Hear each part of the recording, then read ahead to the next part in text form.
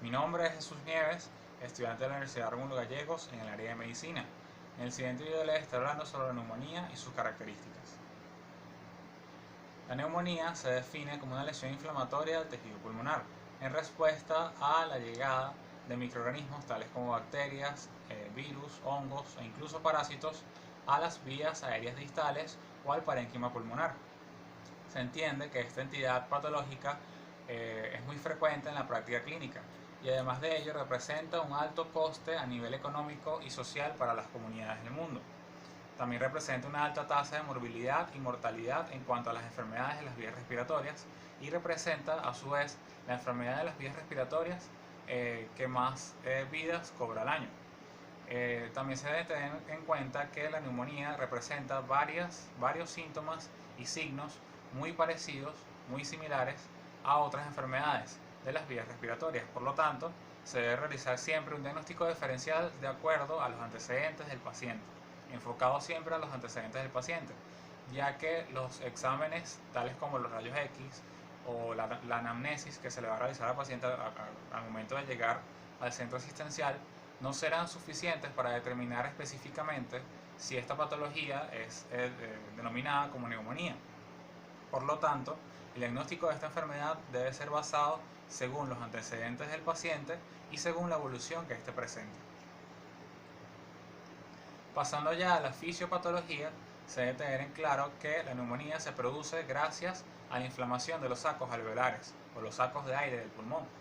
Estos sacos alveolares se llenan de fluidos, se llenan de linfocitos, de leucocitos polimorfonucleares y hematíes, y por lo tanto también se pueden llenar de edemas llenos de microorganismos tales como bacterias, hongos, parásitos e incluso virus, lo cual va a causar un infiltrado dentro de los sacos alveolares y por lo tanto una deficiencia respiratoria. El tipo de neumonía que se presenta en el paciente estará mediada de acuerdo al agente causal, al agente etiológico, que puede ser una bacteria, un virus, un hongo, un parásito, como ya mencioné anteriormente, y además de ello se debe definir que la evolución de esta enfermedad estará determinada según la clasificación en la que ésta se encuentre, que posteriormente será explicada. Mencionando la neumonía, en el caso de la neumocócica, que es la neumonía más común, se debe tener en claro que su fisiopatología progresa de acuerdo a un edema pulmonar y luego se produce una hepatización roja y hepatización gris, que posteriormente será explicada. En el caso de la neumonía causada ya por otras bacterias, tales como el Staphylococcus aureus u otras bacterias gram negativas, presentan ciertas características diferenciales.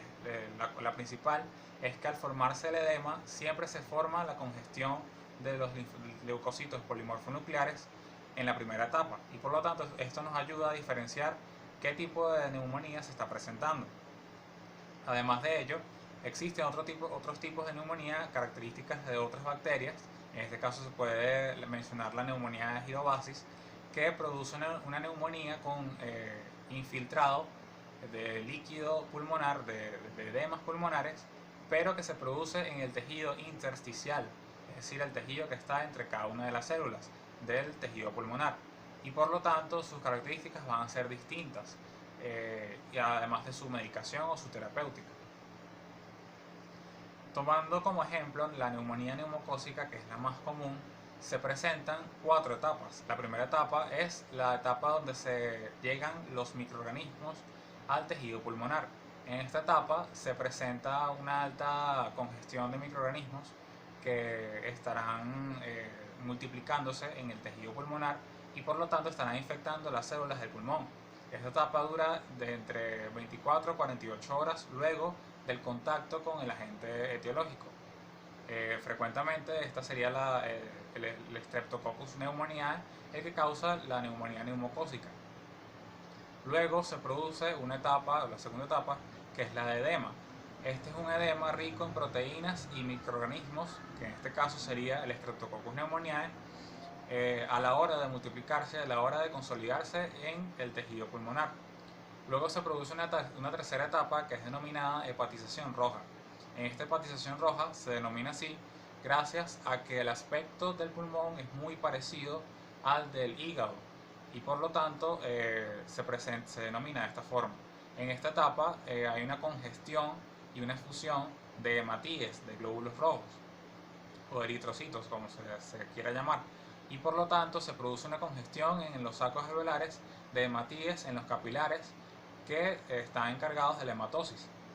Y luego pasando a la hepatización gris, que es cuando se congestionan, cuando ya hay una fusión, además de hematíes, de leucocitos polimorfonucleares, lo cual va a causar, como ya mencioné anteriormente, un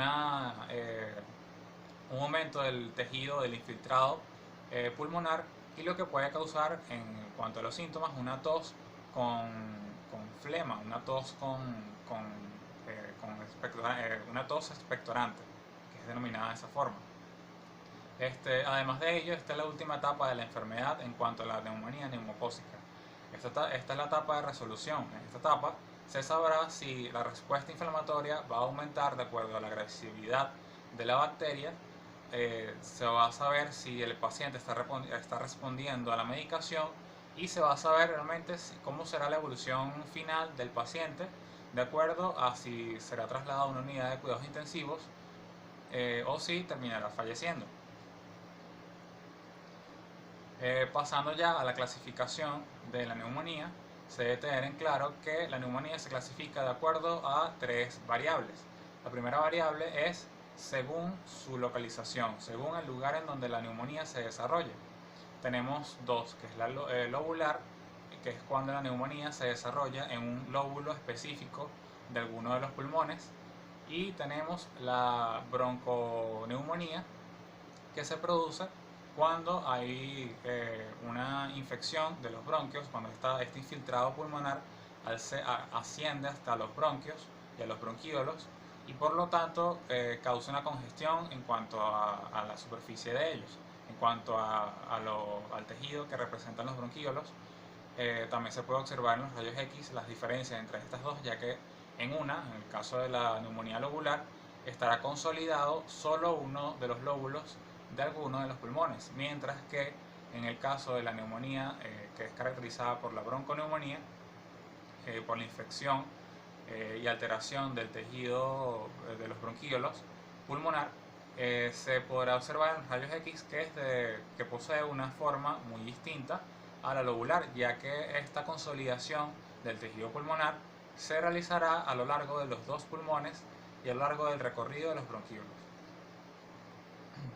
Luego pasamos a la clasificación más distintiva o la más famosa con la que se pueden clasificar las neumonías, que es la neumonía adquirida en la comunidad y la neumonía intrahospitalaria. En el caso de la neumonía adquirida en la comunidad, se define como aquella neumonía que se presenta en los últimos, o se está presentando en un paciente que no ha tenido contacto con un centro asistencial en los últimos 14 días. Se debe realizar un estudio de los antecedentes del paciente y asegurarse de que este paciente no haya visitado ninguno de los centros asistenciales que puedan estar cerca de su domicilio, y además de ello ninguno de los centros en donde se puedan presentar relaciones con el personal de la salud, sean geriátricos, sean laboratorios etcétera, de centros asistenciales. En este tipo de neumonía, los agentes etiológicos son más conocidos como el Streptococcus pneumoniae, el Staphylococcus aureus, y además de ello es una neumonía mucho más fácil de tratar gracias a que se puede conocer un poco más de cerca qué tipo de agente etiológico fue el que causó esta neumonía, y además de ello que no son agentes etiológicos que puedan haber desarrollado cierta resistencia ante los antibióticos, y por lo tanto su medicación pueda evolucionar con un mejor, digamos que, pronóstico. Tenemos en esta clasificación a la neumonía típica y la neumonía atípica. En el caso de la neumonía típica, es la que ocurre cuando el agente etiológico es una bacteria ya conocida. En este caso se presenta comúnmente en un 80% el Streptococcus pneumoniae y además el Staphylococcus aureus. En el caso de la neumonía atípica, es aquella que se presenta cuando el agente etiológico es un virus, es un hongo o es un parásito.